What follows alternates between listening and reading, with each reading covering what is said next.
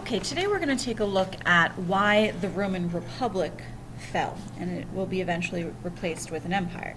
So by the 2nd century BC, the common people were again demanding economic and political reforms. The aristocracy controlling the Senate bitterly opposed any measure that threatened their wealth or their power. And since the spirit of compromise of the early Roman Republic was dead, peaceful reform was failing. There were a series of civil wars where rival Roman generals battled for supremacy, and the entire conflict lasted more than 100 years, and it wrecked the Roman Republic and many of its features. And then in 27 BC, the Republic was finally replaced by an absolute monarchy, the Roman Empire. So let's take a look and see how this actually happened. First, there are several causes for the fall of the Republic. You had territorial expansion, mob rule of unemployed soldiers and landless farmers. See, when these soldiers returned home from the territorial expansion, from the conquests, a lot of them found that their land had been taken away from them. You also had an increase in slave labor. That's a twofold problem. First, the obvious is that you are replacing hired labor for free labor, which is going to harm a lot of people and the economy. But also this increase in slave labor meant an increase of individuals who no longer had their freedom, and that often led to slave revolts and rebellions. The needs of the plebeians were being completely ignored, and any who actually tried to help them were usually silenced rather quickly. There was a tremendous amount of corruption in the Senate, rebellions throughout the Republic, throughout all of the territories. And again, this was a large area, so rebellions that took place were oftentimes hard to put down or get control of. You also had the rise of generals and private armies. When these soldiers returned home, oftentimes either their land was taken or they no longer had any jobs. They needed something to be able to provide for their families. So some of these generals, a lot of these generals who had wealth, created private armies. And the problem with these private armies, while they were paying the soldiers who needed the money to provide for their families, these soldiers were no longer going to be loyal to the Republic. They were being loyal to the men who were paying them, to these generals. And that's obviously going to create a huge division within the Republic. And then, of course, eventually we'll have the appointment of Julius Caesar as dictator. One thing that I want to point out right away is that Julius Caesar is not the first Roman emperor. He is just a dictator, right? It's going to be Octavian or Augustus who becomes the first emperor. So let's take a look at the story. It's a rather dramatic story. First, we have a triumvirate form. This is just an alliance, and it's going to be made up of 3 people, hence triumvirate. The first is a man by the name of Pompey. The 3 men in this alliance all have something in common. And what they have in common is that they all dislike or hate, we could say they hate, the Senate. Pompey hated the Senate because it refused to grant lands to Pompey's veterans, to his soldiers. However, Pompey added to Rome's treasury by all of his conquests. And he saw them, the Senate, as preventing him from keeping faith with his men. He had these private armies, and he was able to help the Republic grow, yet the Senate was not giving him the land then that he had promised the soldiers. So it didn't make him look good. Of course, we also have Caesar. Caesar and Pompey actually make an alliance. Caesar had his daughter, Julia, married Pompey.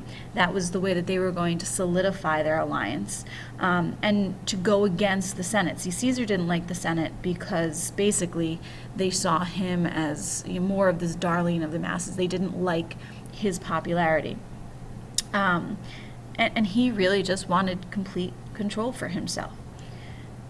And then there is also this man, Crassus. Crassus was annoyed with the Senate for the position it took against bribery and his other business interests, shall we say.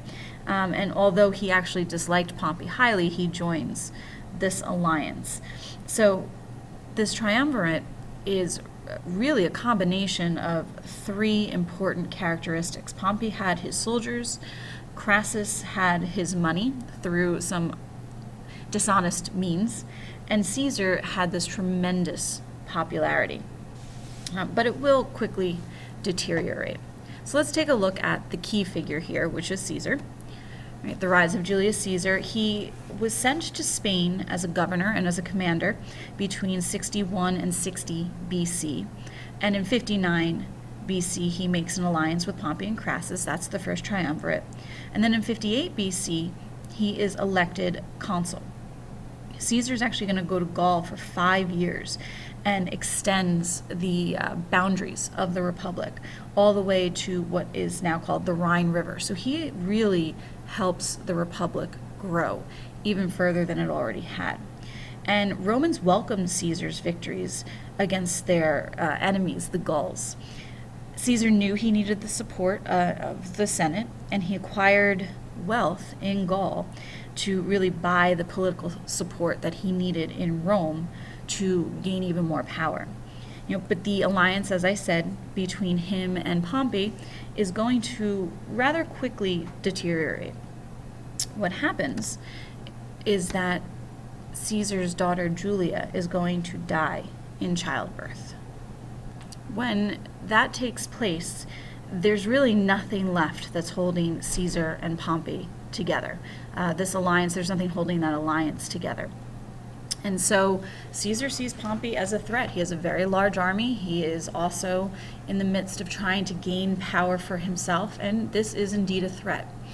Crassus is killed in a battle in 53 BC, so he's out of the picture.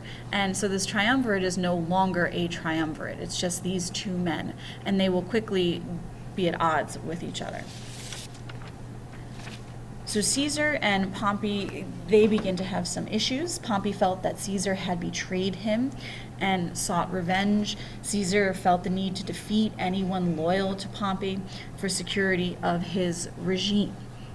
And so what's going to happen is basically a rather long, drawn-out rivalry between the two, to the point where Pompey is going to be forced to escape to Greece.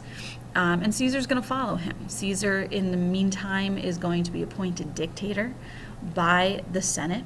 And when he is appointed dictator by the Senate, he is actually going to pass a whole bunch of different laws that's going to bring relief to people who are in a tremendous amount of debt.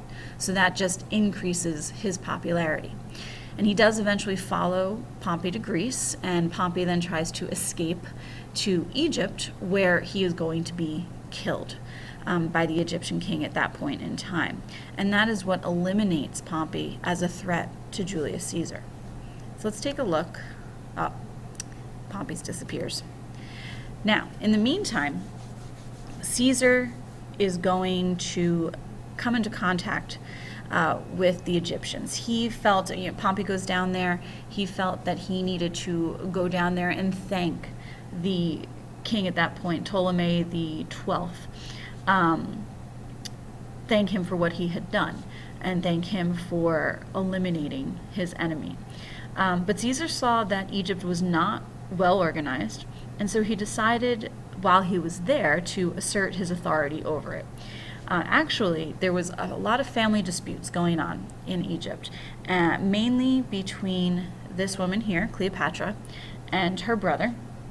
Their father had died, and now it becomes the question comes to be who is going to rule. And the problem was that Ptolemy, Cleopatra's brother, was only 12 at the time, and Cleopatra was also incredibly ambitious. And Caesar does actually side with Cleopatra. And so what he does to try to control the situation is he forces Cleopatra and her brother to marry. However, he also decides that he is going to have an affair with Cleopatra, and in the meantime, she actually bore him a son, Caesarion, which has absolutely nothing to do with Caesarean section. Some people think that that's where it came from, but it is not. That is not where it came from. And Cleopatra actually goes to Rome with Caesar. She returns to Rome with him, even though Caesar is already married. So now the question becomes, well, what is Caesar actually doing? How much power does he think he actually has? And as a result of some of his decisions, the Senate is going to decide to assassinate him. You probably heard of the name Brutus before. That was a very close associate of Caesar. But they decide that the Republic is far more important than the rule of this one man, even though he had become so popular with the masses and even though he had done so much to expand the borders of the Republic. And so they choose to kill him.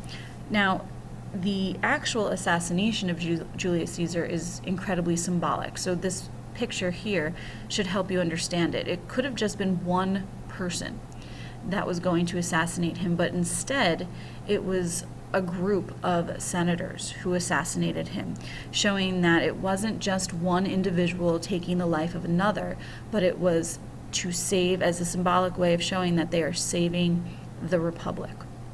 Now, this does not end the conflict at all. In fact, another war is going to break out, and another civil war is going to take place until it is finally decided that Octavian, who was really the adopted son or the grandnephew of Julius Caesar, takes control, and he will become your first emperor of Rome. So that's a lot of information to digest. Hopefully I explained it clearly. Feel free to go back to any part of this, and if you have any questions in class tomorrow, please do not hesitate to ask.